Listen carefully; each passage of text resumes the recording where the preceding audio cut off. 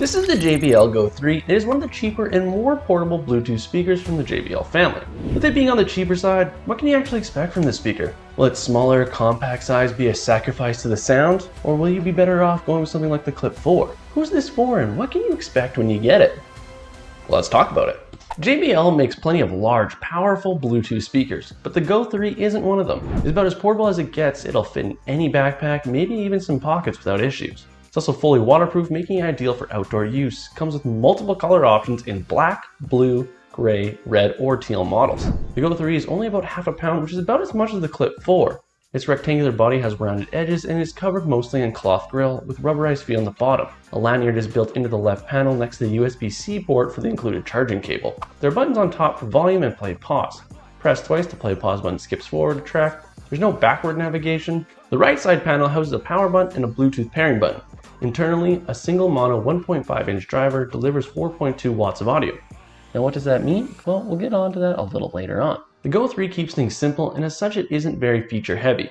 In fact, there are hardly any features at all. You won't get the JBL Party Boost function that allows you to pair with other JBL speakers to boost the sound, and there's no microphone in it, so you won't double up as a speakerphone either. You do get the most up-to-date Bluetooth of 5.1 though, so at least you can rely on the connection not to drop out wherever you are in the house or in the forest. The Go 3's best feature is its IP67 rating, which indicates a fully dust-tight and waterproof build that can be submerged up to a meter in water for up to 30 minutes. Yes, it's true that Bluetooth signal won't do well underwater, but the point is that the speaker can get soaked without issue, which also means you can clean off under the faucet or use it in the shower.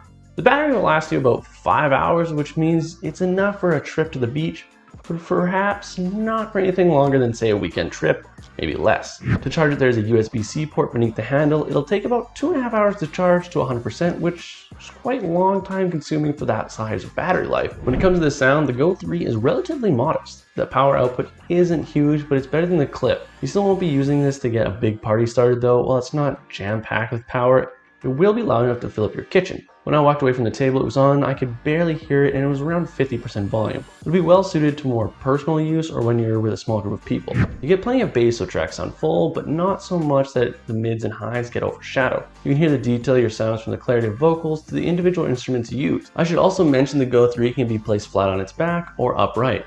When flat, tracks with deep bass can seem to distort, but it's not distortion, but the vibrations created by the speaker reacting to the surface it's sitting on. So for what will sound like a cleaner, clear bass response, you want to place the speaker upright or hang it from the built-in loop.